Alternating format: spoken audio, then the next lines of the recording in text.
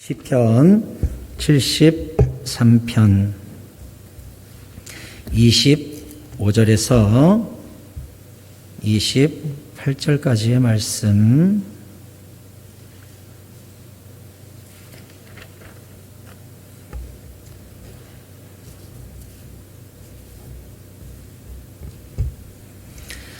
구약성경 855쪽에 있는 시편 73편 25절에서 28절까지 저랑 한 구절씩 교독하실 때 제가 25절을 먼저 읽겠습니다.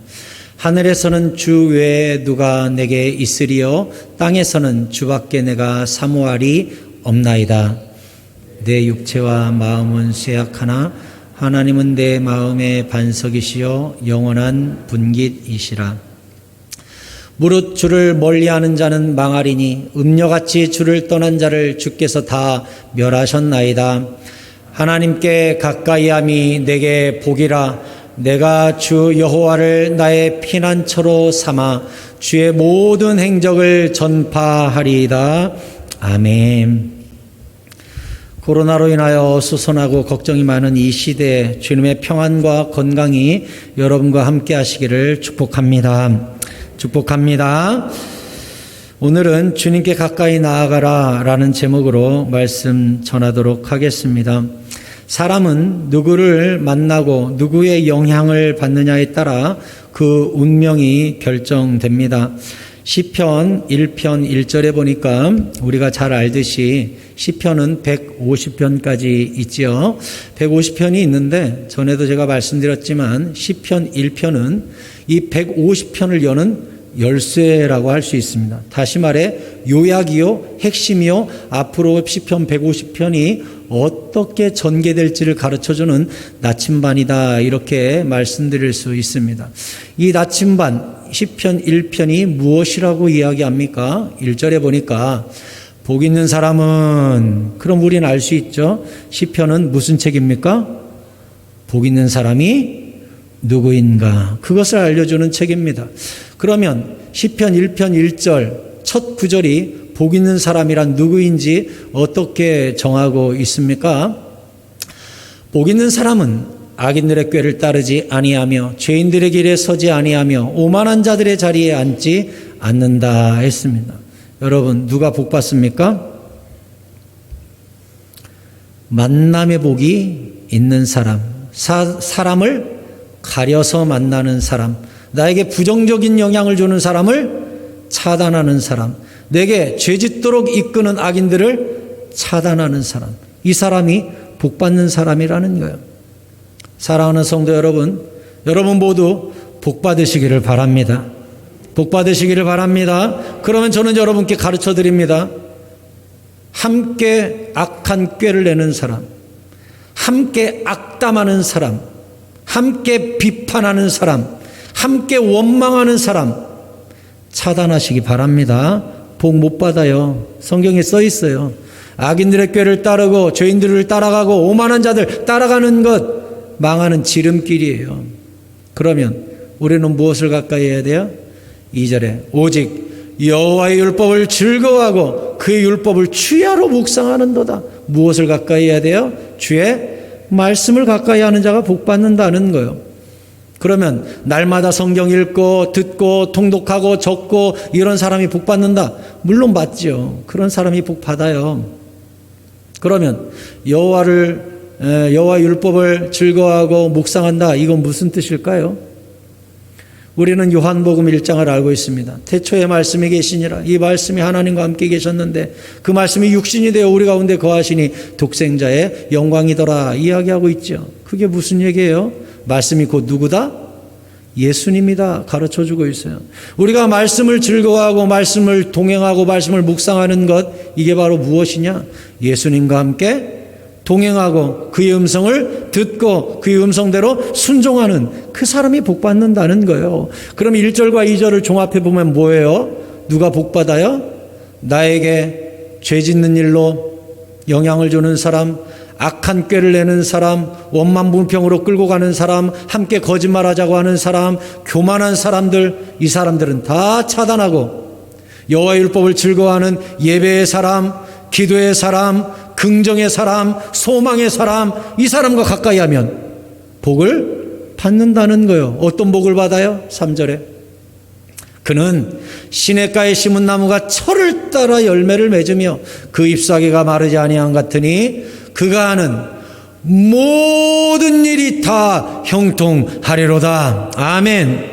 모든 일에 하나님께서 그가 손으로 하는 모든 일, 그가 생각하는 모든 계획에 하나님이 다 간섭해서 복을 주신다는 거예요.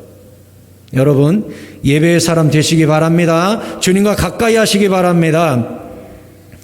우리는 성경에서 주님이 굉장히 자랑스러워하는 다윗을 보게 됩니다.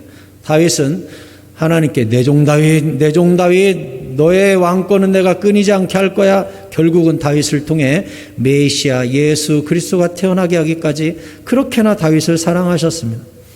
다윗이 평생에 하나님과 동행하다가 유언을 하지요. 여러분, 유언은 굉장히 중요한 이야기를 하는 것이지 사사로운 이야기를 하는 게 아니죠. 유언은 다른 말보다 무겁습니다.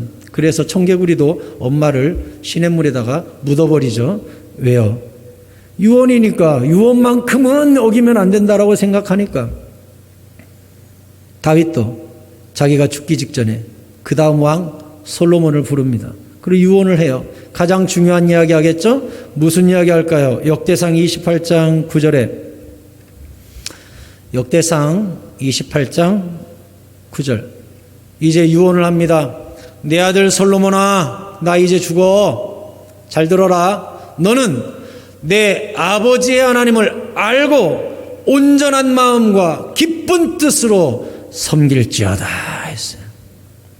다윗이 죽기 전에 솔로몬 불러서 가장 중요한 유언, 각골난망 뼈에 새겨야 되는 유언, 그 첫 마디가 무엇입니까? 내 아들 솔로몬아, 너는 네 아버지 하나님, 내가 섬겼던 하나님 알지? 온전한 마음과 기쁜 뜻으로 예배의 사람이 되어야 한다. 왜냐하면 네가 왕이 아니라 너를 왕으로 세운 진짜 왕이 이 위에 계시다. 그 왕에게 네가 엎드리고 네가 왕이라고 착각하지 마라. 그분 앞에 늘 기쁜 마음과 온전한 마음으로 섬겨라. 그러면 여호와께서는 모든 마음을 감찰하사 모든 의도를 아시나니, 그러니까 네가 예배할 때 어떤 마음으로 예배하는지 다 감찰하고 아시나니 순수한 마음으로 예배 드려야 된다.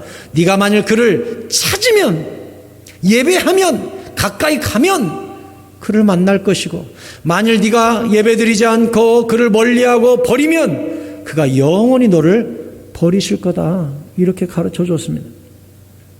여러분, 사탄, 디아블로스라고 하는 사탄 뜻이 뭐죠? 디아, 둘, 나누다 라는 뜻이에요. 디아블로스, 나누는 자, 이간질하는 자, 떨어져 나가게 만드는 자. 사탄은 뭐 해요? 하나님과 사람 사이를 멀어지게 만들어요. 기도하지 마, 예배하지 마, 괜찮아, 넘어가, 아무 일 안 생길 거야. 끊임없이 하나님과 나 사이를 멀어지게 만들게 하는 일, 이걸 사탄이 하는 일이라고 그래요. 여러분, 가장 이 땅에서의 치열한 영적 전쟁이 무엇인 줄 압니까? 성령은 나와 하나님 사이를 가까이 가도록 만드는 영, 성령이고, 하나님과 나 사이를 멀어지게 만드는 영, 사탄입니다. 성령과 사탄의 생각 극명하게 달라져요. 내가 하나님께로 자꾸 가까이 가게 만드는 생각은 성령의 생각입니다. 근데 하나님으로부터 나를 자꾸 멀어지게 하는 생각은 사탄의 생각입니다. 여러분, 정신 바짝 차려야 돼요. 이 영적 전쟁에서 절대로 물러서면 안 돼요. 주님께로부터 멀어지면 복을 받을 수가 없어요. 성경에 보면 베드로가 예수님을 3번이나 모른다고 부인하고 저주까지 하죠. 성구사전에 멀찍이라는 단어를 쳐보면 우리 가진 성경에 딱 3번 나온다고 나옵니다. 이 3번이 특이하게 다 베드로한테 쓰입니다. 마태복음 26장 58절에 베드로가 멀찍이 예수를 따라 대제사장의 집 뜰에까지 가서 그 결말을 보려고 안에 들어가 하인들과 함께 앉아있더라 하고 베드로가 예수님을 멀찍이 따라갔다라고 적고 있습니다. 마가복음 14장 54절에도 같은 장면을 마가가 적고 있습니다. 베드로가 예수를 멀찍이 따라 대제사장의 집 뜰 안까지 들어가서 아랫사람들과 함께 앉아 불을 쬐더라. 누가복음에도 같은 사건을 또 이렇게 기록합니다. 22장 54절에 예수를 잡아 끌고 대제사장의 집으로 들어갈 새 베드로가 멀찍이 따라가니라. 여러분, 베드로한테만 쓰인 단어 멀찍이, 이게 3번 다 복음서에 기록이 됩니다. 그리고 여러분도 다 알다시피 베드로는 닭 울기 전에 3번 모른다고 부인하리라 하신 대로 닭 울기 전에 3번 부인했고 닭 울자마자 통곡을 했다, 이렇게 성경이 기록합니다. 교회사에 남아있는 기록에 의하면 베드로는 길을 가다가도 어디서 닭 우는 소리만 나도 갑자기 길바닥에 주저앉아 통곡하고는 했다고 합니다. 때로는 담에 기대어서 펑펑 울면서 내가 주님을 모른다고 부인했어 하면서 날마다 울었다고 합니다. 제가 수년 전에 성지순례를 갔더니 베드로 기념교회가 있습니다. 그래서 베드로 기념교회를 갔는데 성전을 이렇게 지어 놓았더라고요. 재밌는 것은 종탑에 십자가가 없습니다.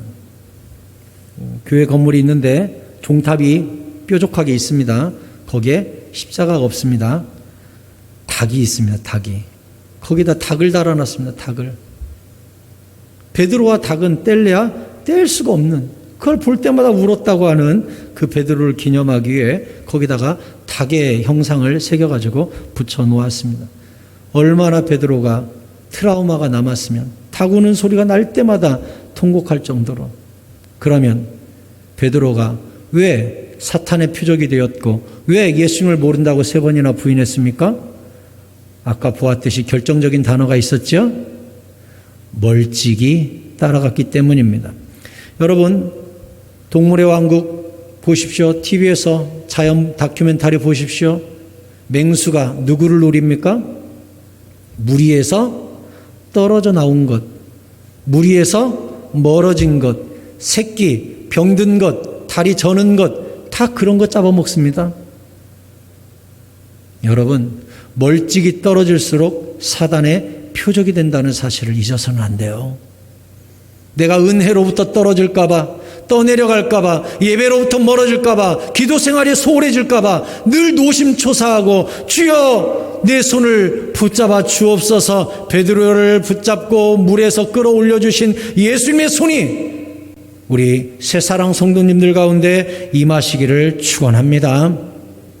여러분, 전능자, 빛이신 그분, 영광이 한이 없어서 그 앞에 서면 다 없어져 버리는 그 영광의 십자가, 그 영광의 주님 앞에 우리가 어떻게 설 수 있습니까? 피조물이.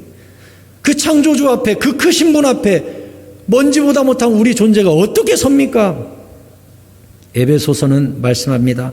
에베소서 2장 13절에 우리가 어떻게 전능자에게 가까이 갈 수 있는지 가르쳐 줍니다. 한 목소리를 읽겠습니다. 시작. 이제는 전에 멀리 있던 너희가 그리스도 예수 안에서 그리스도의 피로 가까워졌느니라. 아멘. 그동안은 멀찍이 떨어져서 사탄의 표적이 될 수밖에 없었던 우리가 하나님 앞에 어떻게 가까이 나갑니까? 뭐라고 써 있어요? 예수의 피로 가까워졌다고요. 무슨 이야기입니까?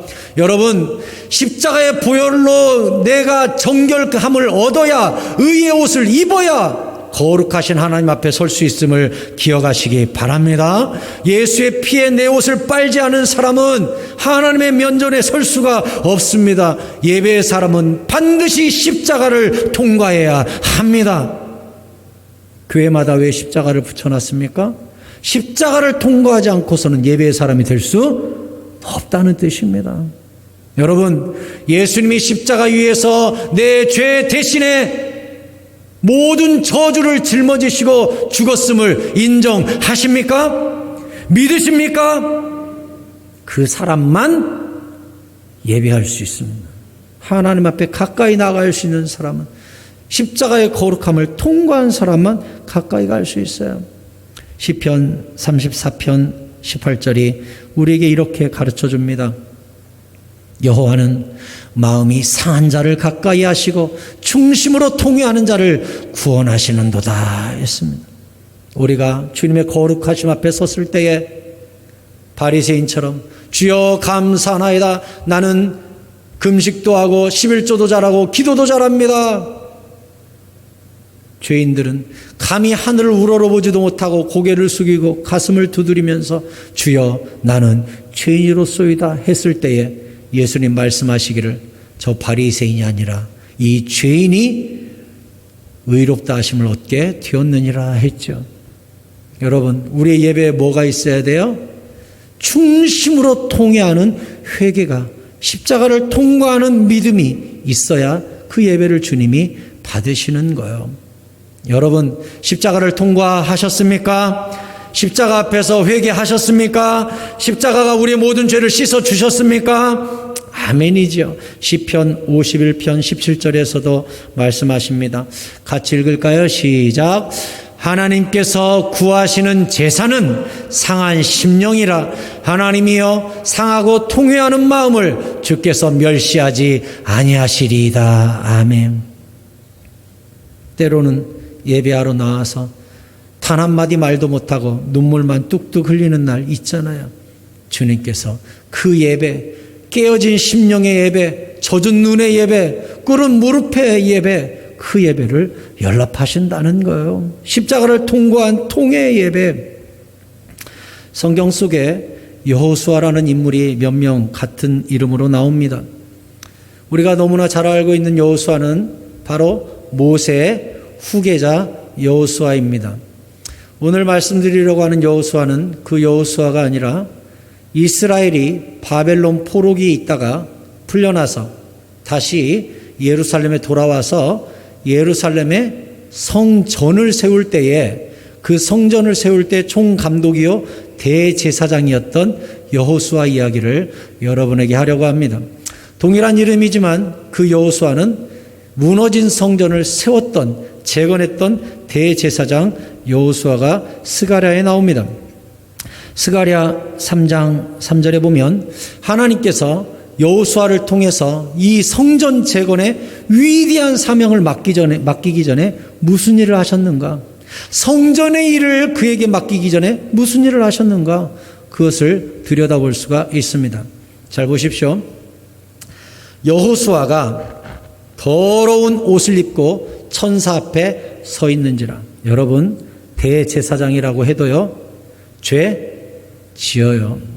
더러운 누더기 옷을 입고 하나님 앞에 서 있었습니다. 4절에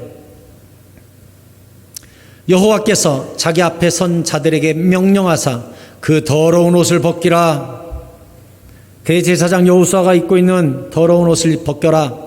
또 여호수아에게 이르되 내가 네 죄악을 제거하여 버렸으니 내게 아름다운 옷을 입히리라 하셨어요. 여러분, 여기서 절대로 잊지 말아야 될 핵심이 있어요. 여호수아가 더러운 옷을 스스로 벗었습니까? 여호와께서 벗기셨습니까? 금방 여기서 뭐라고 주님이 말씀하셨습니까? 여호수아에게 이르시되 그 옷을 벗겨라. 여호수아가 스스로 벗지 않았죠. 천사가 와서 주님이 벗겨주셨죠. 이거에 무엇을 이야기하는 줄 압니까? 우리의 더러운 옷, 우리의 더러운 죄악은 우리가 스스로 해결할 수 있는 방법이 없다는 거예요. 누군가가 벗겨주셔야만 되는 거예요. 그걸 뭐라고 해요? 은혜라고 하고 십자가의 은총이라고 하는 거예요. 주님이 우리의 더러운 죄악의 옷을 제거하여 버리고 벗겨주신 줄로 믿습니다. 벗겼을 뿐만 아니라 5절에 내가 말하되 정결한 관을 그의 머리에 씌우소서 하매 곧 정결한 관을 그 머리에 씌우며 옷을 입히고 여호와의 천사는 곁에 섰더라 했어요. 여호수아를 성전 재건이라는 위대한 사명을 맡기기 전에 하나님께서 먼저 십자가를 통과하게 하시고 대속의 문을 통과하게 하시고 그 더러운 옷을 벗기시고 의의 옷을 입히신 다음에 주의 일에 사용하셨다는 거예요. 여러분, 누가 예배의 사람이 될 수 있고 누가 성전을 재건하며 누가 예배에 와서 하늘에 상달되는 예배를 올려드릴 수 있습니까? 더러운 옷을 벗은 사람만, 주께서 그 옷을 벗겨 주신 사람만. 다시 여러분께 묻습니다. 십자가에서 우리의 더러운 옷이 벗겨졌음을 믿으십니까? 십자가에서 우리의 모든 죄악의 옷이 벗겨졌음을 인정하십니까? 그리고 예수님의 의의 옷을 입으심으로 말미암아 보좌 앞에 담대히 나아갈 수 있는 권세가 생겼음을 인정하십니까? 에베소서 3장 12절이 이렇게 가르쳐줍니다. 같이 읽겠습니다. 시작. 우리가 그 안에서 그를 믿음으로 말미암아 담대함과 확신을 가지고 하나님께 나아감을 얻느니라. 아멘. 우리가 예수 그리스도의 피를 믿음으로 말미암아 그 더러운 옷이 벗겨졌음을 믿음으로 말미암아 담대함과 확신을 가지고 하나님 보좌 앞에 이제 당당히 나아갈 수 있게 되었다는 거예요. 여러분, 코로나로 인하여 많은 교회들이 예배를 드리지 못하고 어제 뉴스에 보니까 서울 경기 지역은 3단계 조치가 떨어져서 비대면 예배가 의무화되었습니다. 3,000명, 몇만 명 모이는 교회들도 예배 영상 스텝 최소 인원 20명만 허락해 준다고 이렇게 됐습니다. 이 일에 대해서 교회들이 반발하는 교회도 있고 순응하는 교회도 있고 목소리들이 다릅니다. 무엇이 진리고 어떻게 가야 될지 참으로 혼란스러운 시대를 우리가 통과하고 있습니다. 저는 어제 저의 동역자 목사님들 모여있는 카톡방에 경론이 오갑니다. 종교 탄압 아니냐, 정말 문 닫아야 되냐, 거기 교회는 어떻게 하냐, 우리 교회는 이렇게 한다 하면서 막 대화를 하고 있는데 너무 가슴이 아프고 속이 상합니다. 만약에 광주에도 3단계가 되면 어떻게 할 것인가 라고 저도 생각하면서 가슴이 먹먹해졌습니다. 우리가 그렇게 기도하고 예배당 문이 닫히지 않게 해달라고 간구했건만 정말 저런 폭발적인 증가가 광주 땅에 생긴다면 어떻게 할 것인가, 행정명령이 또 떨어지면 어떻게 할 것인가. 물론 따라야 할 것입니다. 그것이 마땅히 대한민국 백성으로서 교회가 이 땅에 해야 될 당연한 일이라고 저는 생각합니다. 하지만 우리가 예측이나 했습니까? 교회 예배 드리지 말라는 행정명령이 내려오리라는 걸 우리가 예측이나 했습니까? 저는 다시 여러분께 말씀드립니다. 예배 한 번이라도 드릴 수 있는 기회가 우리에게 주어졌을 때 예배의 사람이 되시기 바랍니다.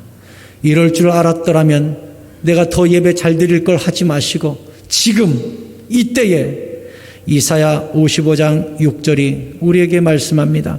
같이 읽겠습니다. 이사야 55장 6절입니다. 시작. 너희는 여호와를 만날 만한 때에 찾으라. 가까이 계실 때에 그를 부르라. 아멘. 몰라요. 행정명령이 떨어져서 주님이 멀리 계시는 날이 올지, 우리가 만나지 못할 날이 올지. 하지만 저는 여러분께 말씀드립니다. 교회에서 예배하든 가정에서 예배하든 정해진 시간에 함께 모여 전능자를 예배하고 몸은 멀어졌을지라도 영혼은 주님 앞에 가까이 나아가는 주의 백성들이 다 되시기를 축원합니다. 오늘 본문에서 이렇게 이야기합니다. 시편 73편 25절 오늘 본문이 하늘에서는 주 외에 누가 내게 있으려 나는 주만 섬기겠습니다. 땅에서는 주밖에 내가 사모하리 없나이다. 나는 주님만 갈망하겠습니다. 내 육체와 마음은 쇠약하지만 나는 늙어지고 건강을 잃었다 할지라도 하나님은 내 마음의 반석이요 영원한 분깃 영원한 상급이십니다. 27절에 무릇 주를 멀리하는 자는 망하리니 성경이 분명히 가르쳐줍니다. 예배를 멀리하고 기도를 멀리하고 주님과의 교제를 멀리하고 성령 충만으로부터 멀어지는 자는 망한다. 분명히 가르쳐줍니다. 사탄은 멀어지게 하는 일에 혈안이 되어 있다고 말씀드렸습니다. 이런 때일수록 기도 시간을 늘려가고, 이런 때일수록 성경 읽는 시간을 늘려가고, 이런 때일수록 예배 시간에 더 아멘 하시고 주님께 가까이 나아가는, 멀어지게 만드는 일에 저항하는 깨어있는 주의 백성들이 되시기를 바랍니다. 28절은 가르쳐줍니다. 하나님께 가까이함이 내게 복이라. 성령의 생각을 따라 하나님께 가까이 가면 복 받는데요. 성경이 얼마나 쉬워요.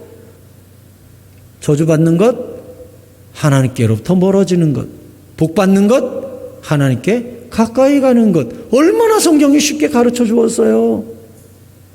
여러분, 이 격변의 시대에 우리의 육신과 우리의 시간은 어떻게 될지 모르나 우리의 영만큼은, 우리의 심령만큼은 성령의 충만함을 받아 끊임없이 말씀 가운데, 은혜 가운데, 기도 가운데 더 가까이 주님을 더 친밀하게 하시는 믿음의 결단이 우리 가운데 있기를 축원합니다. 주님과 가까워지는 가장 중요한 것은 예배와 기도입니다. 첫째, 예배로 주님께 가까이 나아가라 말씀드립니다. 성경에 예배를 실패한 사람이 나옵니다. 아론의 두 아들 나답과 아비후, 제사장이었지만 하나님께 잘못 예배드려서 죽었거든요. 레위기 10장에 나옵니다. 레위기 10장 1절에 보니까 아론의 아들 나답과 아비후가, 저 뒤에 읽어보면 나옵니다만, 나답과 아비후가요 술 먹었어요. 술 먹고 취해가지고 여호와의 성전에 불을 꺼뜨립니다. 술 깨고 나서 아이고 불 꺼졌네. 야 어떡하지? 아예 저기 가서 집에 가가지고 불 담아갖고 오면 되지. 그래 가자 해가지고 여호와께서 명령하지 아니하신 다른 불을 담아다가 꺼진 불 얼른 여호와 앞에 분향으로 살렸습니다. 어떻게 됐을까요? 불이 여호와 앞에서 나와 그들을 삼킴에 그들이 여호와 앞에서 죽어버렸습니다. 술 먹고 정신 놓고 있다가 불 꺼뜨리고 여호와께서 명령하시지 않은 불을 갖다 지피다가 불이 나와가지고 타서 죽어버립니다. 모세 입장에서는 아론의 아들이기 때문에, 아론은 모세의 형 아닙니까? 모세의 형 아론의 두 아들 조카가 죽어버렸습니다. 이 일로 말미암아 아론은 얼마나 슬플까요? 모세는 이 일을 어떻게 수습했습니까? 3절에 모세가 아론에게 이르되 이는 여호와의 말씀이라 이르시기를 나는 나를 가까이 하는 자 중에서 내 거룩함을 나타내겠고 온 백성 앞에서 내 영광을 나타내리라 하셨느니라 했어요. 하나님은 누구를 통해 일하신다고요? 하나님을 가까이 하는 자. 근데 나답과 아비후는 여호와 하나님을 우습게 여기고 멀리하고 형식적으로 대하고 그냥 불 꺼뜨리고 아무 불이나 가서 지피고 우습게 여겼어요. 가까이 한 게 아니에요. 그냥 일로 여겼어요. 예배를. 그때 하나님이 불로 죽여버린 거예요. 그러면서 교훈을 주시기를 나를 가까이 하는 자, 나를 존귀히 여기는 자, 그 사람을 통해 내 거룩함을 나타내고 백성 앞에 내 영광을 나타내는 도구가 되도록 나는 그렇게 하는 여호와다. 이 뒤에 읽어보면 더 대단한 명령이 나옵니다. 제가 적지는 않았습니다만 모세가 아론한테 무엇을 명령하는 줄 알아요? 나답과 아비후 장래 울지 말라고. 울면 하나님한테 혼난다고. 이건 당연히 저주받았기 때문에 부모라도 울지 말라고. 명령을, 여호와의 명령인데 울면 안 된다고. 이렇게 해요. 예배를 멸시하다 죽은 당연한 죽음이니까 아들이라 할지라도 울면 안 된다고 이렇게 가르쳐 줍니다. 얼마나 무서운지 알겠어요? 여러분, 시편 25편 14절에서 주님은 이렇게 가르쳐줘요. 오늘의 핵심 요절이라고 할 수 있습니다. 큰 소리로 읽겠습니다. 시작. 여호와의 친밀하심이 그를 경외하는 자들에게 있으며 그의 언약을 그들에게 보이시리로다. 아멘. 여호와의 친밀하심? 무슨 뜻일까요? 우리가 이렇게 기도하고 예배하면 하늘에 계신 우리 아버지 멀리 계신 것 같죠? 멀리 계셔요. 그런데 하늘에 계신 우리 아버지 하면 아버지는 어때요? 굉장히 가까이 계신 분이죠. 하늘에 계신 하면 멀지만 아버지 하면 가깝죠. 여기 성경이 무엇을 가르쳐줘요? 여호와여 하면 여호와는 저기 위에 계신 것 같죠, 하늘에. 그런데 친밀하심, 내 가까이 오시는 은혜를, 내 삶에 깊숙이 오시는 은혜를 누구에게 주신다고요? 경외하는 자들, 예배하는 자들, 여호와를 두려워하는 자들, 전심의 예배 성공자, 그 사람에게 친밀하게 다가오셔서 무슨 일을 하셔요? 그의 언약을 그들에게 보이신대요. 여러분, 성경은 신약과 구약 언약이죠. 이 언약이 보여요? 글씨는 보이죠. 그러면 이 성경은 그의 언약을 그들에게 보이시리로다. 무슨 뜻인가요? 내가 주의 말씀을 귀로만 들었sap더니 이제는 눈으로 배움나이다. 여호와를 예배하고 경외하는 자에게 이 말씀이 진짜 이루어진다는 것을, 언약이 사실이라는 것을 1.1획도 남김없이 이루어진다는 사실을 예배의 사람에게 오셔서 보여주신다는 것입니다. 다른 말로 말하면 여호와를 경외하는 자들에게는 간증이 남도록 해주시겠다고 약속하신 것입니다. 사랑하는 성도 여러분, 주님을 가까이 하시기 바랍니다. 예배 성공자가 되시기 바랍니다. 하나님의 친밀하심을 경험하게 될 줄로 믿습니다. 두 번째, 기도로 주님께 가까이 나아가라. 신명기 4장 7절에 보면 이렇게 말씀합니다. 같이 읽을까요? 시작. 우리 하나님 여호와께서 우리가 그에게 기도할 때마다 우리에게 가까이 하심과 같이 그 신이 가까이함을 얻은 큰 나라가 어디 있느냐. 아멘. 모세가 한 말입니다. 모세가 이스라엘 백성들한테 신명기 유언하면서 뭐라고 말했어요? 우리가 여호와 하나님 앞에 기도할 때마다 우리에게 가까이 오시는 그런 신이 세상에 어딨냐? 우리는 엄청난 신을 섬기고 있다. 이렇게 이야기한 구절이 신명기 4장 7절이에요. 우리가 섬기는 여호와 하나님은 우리가 기도하면 기도할 때마다 every time 우리에게 가까이 오시는 전능하신 여호와 하나님, 친밀하신 여호와 하나님이십니다. 시편 145편 18절에서도 이렇게 말합니다. 같이 읽겠습니다. 시작. 여호와께서는 자기에게 간구하는 모든 자, 곧 진실하게 간구하는 모든 자에게 가까이 하시는도다. 아멘. 하나님이 가까이 왔다는 걸 뭘로 느껴요? 아, 기도해 보니 뭔가 영감이 오네. 아, 뭔가 기운이 오네. 이렇게 하나님의 가까이 하심을 느끼는 거예요? 아니에요. 내가 주님께 간구하고 진실하게 기도했더니 주님이 내 삶에 오셔서 일하시는 걸 보면서 주님이 가까이 오면 아는 거예요. 여러분, 주님은 살아계시기 때문에 기도하는 자에게 가까이 오셔서 일을 이루십니다. 하나님 살아계셔요. 하나님 살아계셔요. 그래서 우리는 기도할 수 있는 기회, 예배할 수 있는 기회를 놓쳐서는 안 됩니다. 시편 32편 6절이 이렇게 말씀합니다. 기도는 어떻게 하는 건가? 같이 읽어요. 시작. 이로 말미암아 모든 경건한 자는 주를 만날 기회를 얻어서 주께 기도할지라 진실로 홍수가 범람할지라도 그에게 미치지 못하리이다. 아멘. 언제 기도해야 돼요? 여기 시편 32편 6절을 보면 우리가 언제 기도해야 됩니까?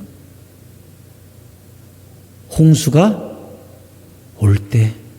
홍수가 올 때, 그때가 무슨 기회다? 기도할 수 있는 기회, 주를 만날 기회. 주를 만날 기회는 언제예요? 홍수가 올 때. 그래서 홍수를 막아주셔야 하나님 살아계시는 걸 거기서 확인하는 거 아니에요? 지금 이 땅에 코로나라는 홍수가 이 세상을 휘덮고 있습니다. 이때가 뭐 할 기회예요? 우리가 기도할 기회예요. 그리고 주님이 이 홍수를 막아주심으로 주님의 사심을 확인할 기회잖아요. 할렐루야. 이 위기의 때 기도로 주님의 사심을 보고 경험하시는 은혜가 우리 가운데 있기를 축원합니다. 지금입니다. 지금이 기도할 때입니다. 고린도후서 6장 2절이 무엇이라고 말합니까? 같이 읽겠습니다. 시작. 이르시되 내가 은혜 베풀 때에 너에게 듣고 구원의 날에 너를 도왔다 하셨으니 보라 지금은 은혜 받을 만한 때요 보라 지금은 구원의 날이로다. 아멘. 여기서 주님이 뭐라고 하셨어요? 내가 은혜 베풀기 전에, 주님이 우리 삶에 은혜를 베풀기 전에, 홍수를 막아주시기 전에 뭐부터 했다고요? 너에게 듣고 도와주는, 듣고 구원하시고 듣고 은혜를 베푸셨다는 거예요. 그럼 우리가 도와달라는 소리 안 하면 아무 일도 안 일어나는 거예요. 기도하지 않으면 아무 일이 안 일어나는 거예요. 사랑하는 성도 여러분, 경제가 어렵고 코로나로 어려운 이때에 기도만큼은 놓쳐서는 안 됩니다. 홍수 막아달라고 기도하세요. 은혜 베풀어 달라고 기도하세요. 그래야 주님이 홍수를 막아주심으로 그분의 사심을 보여주실 거 아니에요. 지금이야말로 주님의 기적을 맛볼 절호의 타이밍이 된 거예요. 오늘 말씀 정리합니다. 예배와 기도로 주님을 가까이 하십시오. 야고보서 4장 8절을 읽고 마치겠습니다. 야고보서 4장 8절. 야고보서 4장 8절 시작. 하나님을 가까이 하라. 그리하면 너희를 가까이 하시리라. 죄인들아 손을 깨끗이 하라. 두 마음을 품은 자들아 마음을 정결하게 하라. 아멘. 마음을 정결하게 하고 십자가를 통과하고 의의 옷을 입은 다음 하나님을 가까이 하면 주님이 우리에게 가까이 오셔서 주님의 사심과 주님의 행적을 우리에게 보여주시겠다고 약속하셨습니다. 믿으시기 바랍니다. 예배와 기도로 주님께 가까이 나아갈 때에 이 위기의 때야말로 진짜 사신 하나님을 경험할 절호의 기회입니다. 이 기회를 놓치지 말고 주님의 이적을 체험하는 우리 교회와 성도님들 다 되시기를 예수 그리스도의 이름으로 축원드립니다.